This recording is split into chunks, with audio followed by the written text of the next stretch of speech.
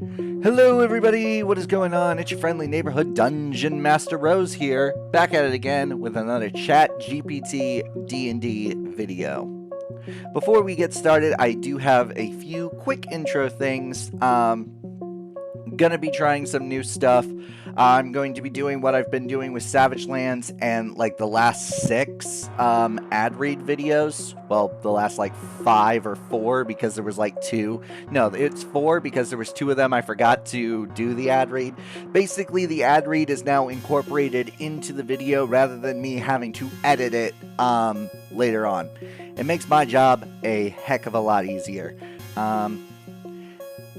Also, another thing, during the ad read, obviously I have come out as Rose the Mage.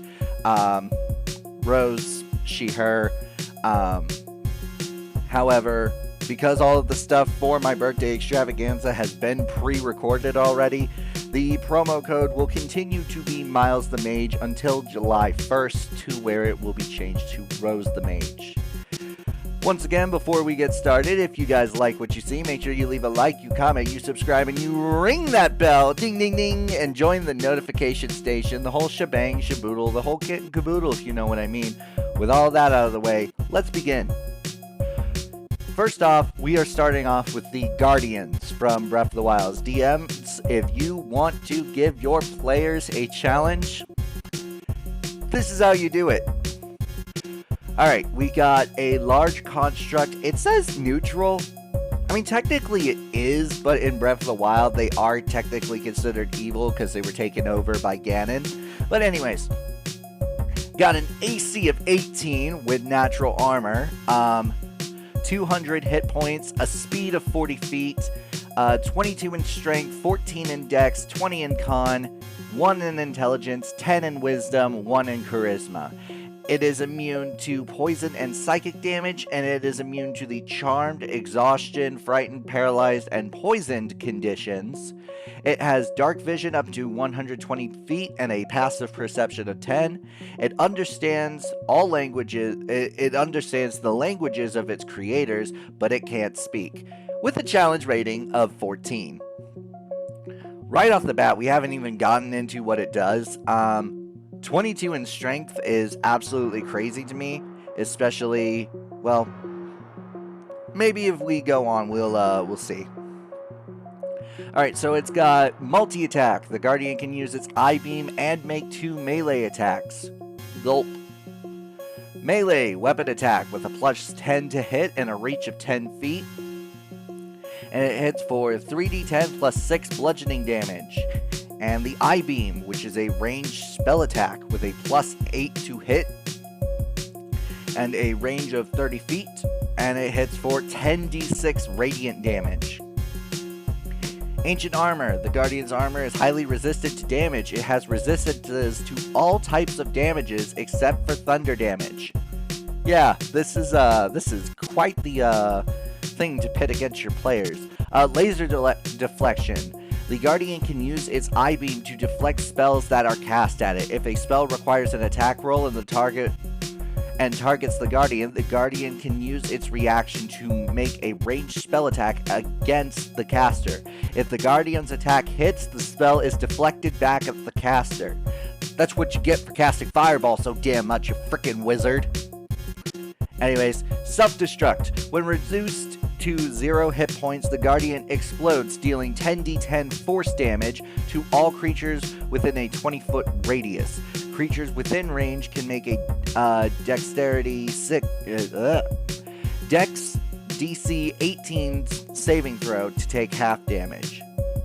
The Guardian is a formidable construct that is capable of dealing massive amounts of damage with its I-beam and melee attacks. Its ancient armor makes it highly resistant to most types of damage, and its laser deflection ability allows it to deflect spells back at their casters.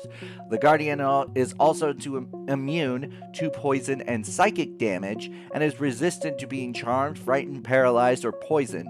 When reduced to 0 hit points, the Guardian explodes, dealing massive damage to all creatures within range. Overall, the Guardian is a powerful opponent that should not be taken lightly. Yes, agreed. Guardians are absolute nightmare fuel in Breath of the Wild. it's kind of nice to see that, or at least based on what I remember seeing, I don't see any Guardians. Or maybe those new mechanical robot things are Guardians in Tears of the Kingdom. I am so looking forward to that. Anyways, this is absolutely perfect. Something amazing to put against your players. If you're doing a Hyrule themed, if you're doing a Breath of the Wild or even just Hyrule themed campaign, boom, here's Guardians for you. You don't have to worry about homebrewing it yourself or taking existing stat blocks, all of that stuff. This is pretty good. Like I said, it's pretty good. Next up, because summertime is coming up, and this is absolutely one of my favorite summer treats, the s'mores of nostalgia. These s'mores appear to be normal, delicious treats made of graham crackers, chocolate, and marshmallows. However, when consumed, they transport the user to a cozy campfire setting, surrounded by friends and family, evoking a strong sense of nostalgia and warmth. The user gains the following benefits. The user gains temporary hit points equal to their level plus their charisma modifier, minimum of 1. Excuse me. The user gains advantage on wisdom perception checks and wisdom survival checks related to navigating outdoor elements, as they feel more attuned to the natural world. The user gains advantage on charisma checks made to interact with friendly NPCs, as they are filled with warmth and nostalgia. These benefits last for 1 hour, after which the user returns to reality feeling reinvigorated and comforted. The s'mores of nostalgia can be used once per long rest. Note, the DM may choose to add additional effects or consequences to this item depending on their campaign setting and story. Okay, so looking over this, it straight up says that it's advantage on perception and survival checks related to navigating outdoor elements. But then later on it says these benefits last for 1 hour, after which the user returns to reality. So they stay in this wilderness state for an hour. So I would say eating the s'mores of nostalgia puts you in that campfire setting where you get the benefits and then you return to reality. The effects last for an hour. That's what I would do personally. If you guys don't already know, I don't edit this at all. I just copy and paste and then give my thoughts and opinions, because I figured it'd be nice to get a DM's opinion versus an AI's opinion. I don't know. I thought it was cool. So there are the s'mores of nostalgia. Once again, I would just change it to where you get those benefits either for role-playing purposes, do the whole campfire setting, you get the bonuses, and then return to reality, or just cut that part out and then say like, oh, you feel like you're sitting around a campfire or something like that. But other than that, these are really good. Alright, next up we have Captain America's Shield, a legendary weapon that requires attunement. Captain America's Shield is an iconic weapon that has been wielded by the first Avenger himself. In D&D, the shield would function as a versatile weapon that can be used both offensively and defensively. For stats, we've got 1d8 bludgeoning damage. For properties, we've got thrown with a normal range of 20 and a disadvantage at 60. Returning, versatile at 1d10, and a weight of 6 pounds. For special abilities, we have Shield Bash. When using the shield to make a melee attack, the wielder can choose to forego damage in order to attempt to knock the target prone. The target must succeed on a DC 18 strength saving throw or be knocked prone. The next ability is Deflect Missiles. When using the shield to make a melee attack, the wielder can also use their reaction to deflect incoming ranged attacks. The wielder adds a +5 to their AC against ranged attacks that they can see. And next up, Energy Absorption. The shield has the ability to absorb and redirect energy attacks. The wielder can use their reaction to absorb any spell or magical attack that deals energy damage: acid, cold, fire, lightning, poison, or thunder. The wielder takes no damage from the attack and can choose to redirect the energy at a target within 30 feet. The target must make a DC 18 18 dexterity saving throw or take the full amount of damage. This ability can be used once per long rest. Finally, Vibranium Shield. The shield is made of vibranium, making it highly resistant to damage. It has resistance to all damage types except for psychic damage. Captain America's shield is a powerful weapon that can be used both offensively and defensively. It can be thrown to deal damage at range, but also has special abilities that allow the wielder to knock targets prone, deflect missiles, and absorb energy attacks. Additionally, its vibranium composition makes it highly resistant to damage.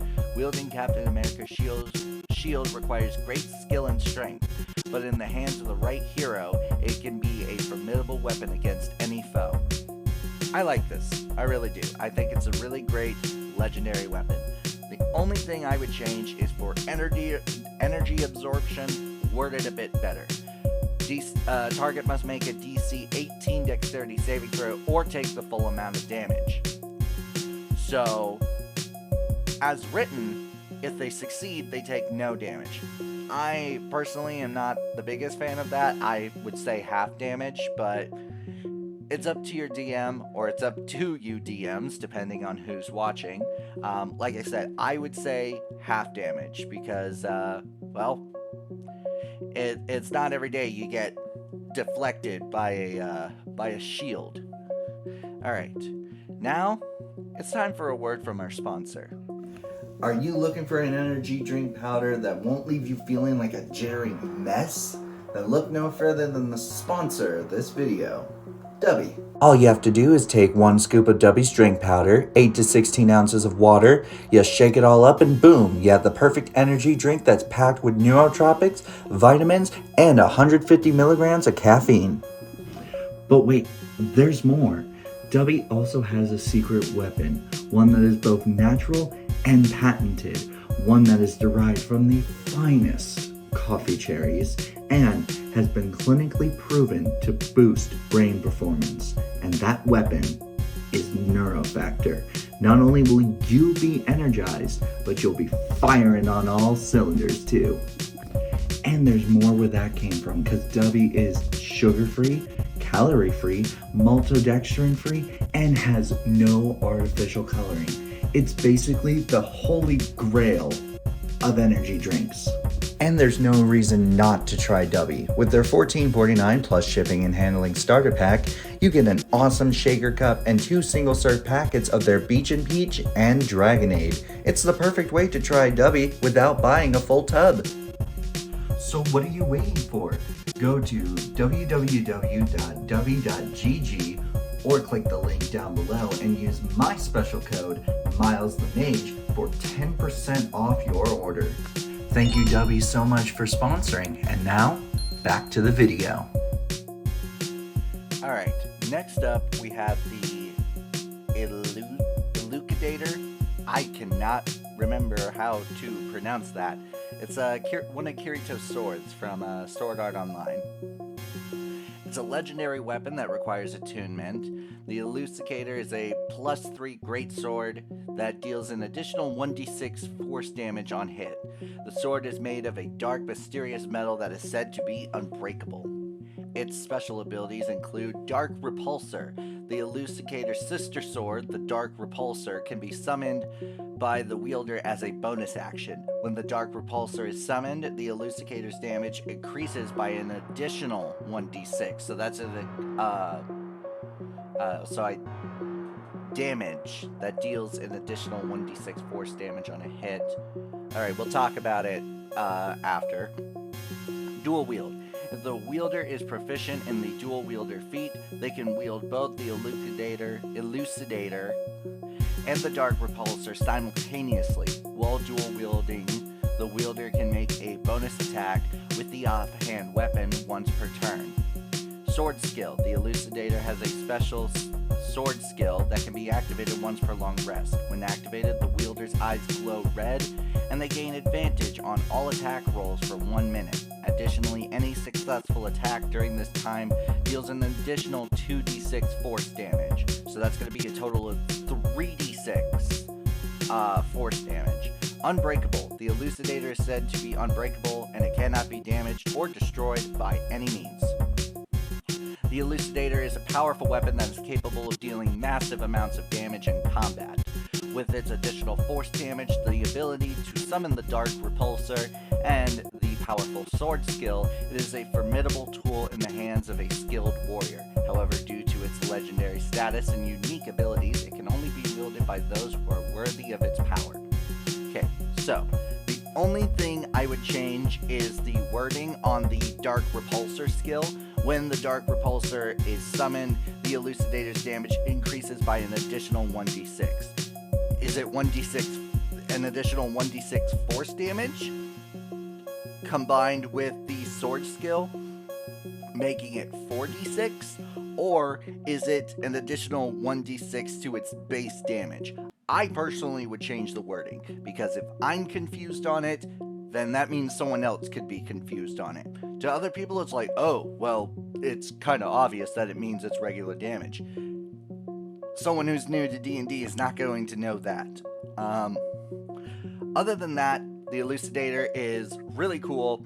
I love Sword Art Online. JJ, my little brother, and I were watching it like last month, and we kind of stopped because Crunchyroll wasn't working, and then now he's up with my uncle right now, visiting his cousins, and man, do I miss him like crazy.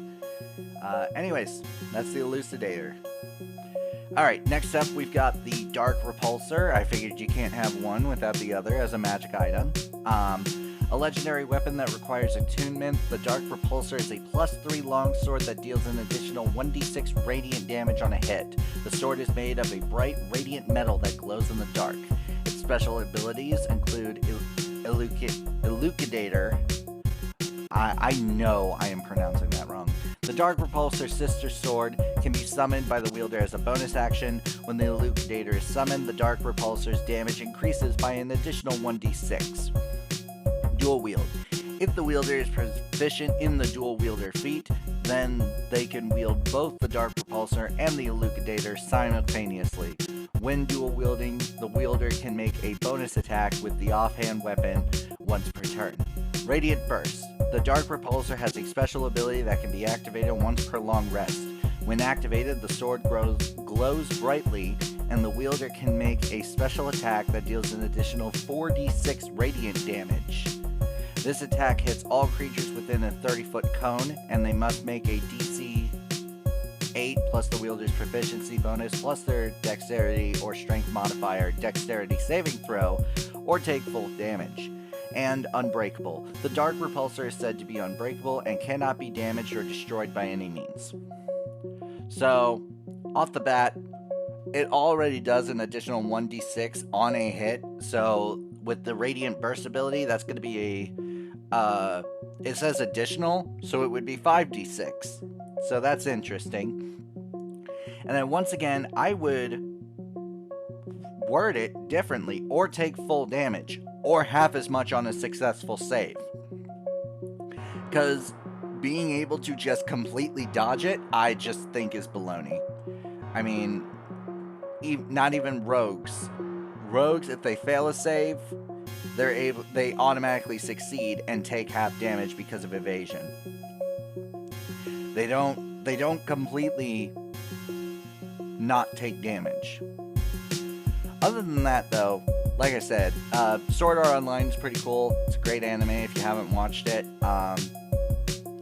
Yeah, this is a pretty good item. And for our last item, we have the Mystery Machine, the van from Scooby-Doo. It is a magical vehicle. The Mystery Machine is a magical van that can travel over any terrain, even across water and through the air. It is piloted by the driver, who can control the vehicle's movements and activate its various features. Special abilities. Mystery Analysis. The Mystery Machine has a magical device that can analyze clues and provide information for the adventurers. Once per day, the driver can activate this device to gain an advantage on intelligence investigation checks for the next 24 hours. Vanishing Act. The mystery machine has the ability to become invisible for a short period of time. Once per day, the driver can activate this ability to become invisible for up to 1 hour. Storage space. The mystery machine has a vast interior that can store a large amount of equipment and supplies. The adventurers can store any items they want in the van and can access them at any time. Communication. The mystery machine has a magical device that allows the adventurers to communicate with each other, even if they are separated. Once per day, the driver can activate this device to create a telepathic link between all members of the party for the next 24 hours. And travel. The mystery machine can travel across any terrain, including water and air. It has the ability to levitate and fly, allowing adventurers to travel to distant locations quickly and easily. The mystery machine is a versatile and powerful vehicle that is ideal for adventurers who want to investigate mysteries and explore new locations. With its ability to analyze clues, become invisible, store equipment, and communicate with the party, it is a valuable asset in any adventure. And with its ability to travel across any terrain, the mystery machine can take the adventurers to places they've never been before. Overall, I think it's pretty good. Even if you're not running like a Scooby-Doo style campaign, having the mystery machine or just having a van like it is pretty cool, at least to me. And with that, you guys, that is going to be the end of this episode here. I hope you guys enjoyed, and if you did, make sure you leave a like, you comment, you subscribe, and you ring that bell, ding ding ding, and join the notification station. The whole shebang shaboodle, the whole kit and caboodle, if you know what I mean. Once again, you guys, thank you so much for watching, and this is Rose, signing off. Good boy!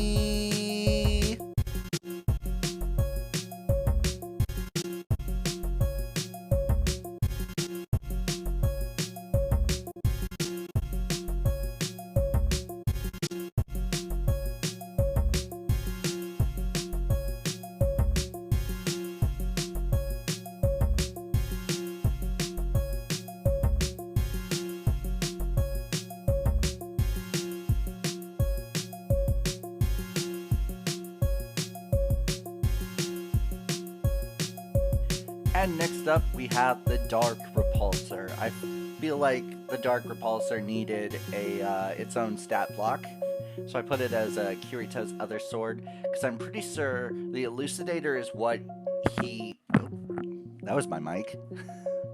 The Elucidator is the sword that he starts with, and then he gets the Dark Repulsor in, like, episode... I want to say episode 7 or episode 8. It's been a hot minute. Anyways, where is my mouse? Oh, I hate it when this happens.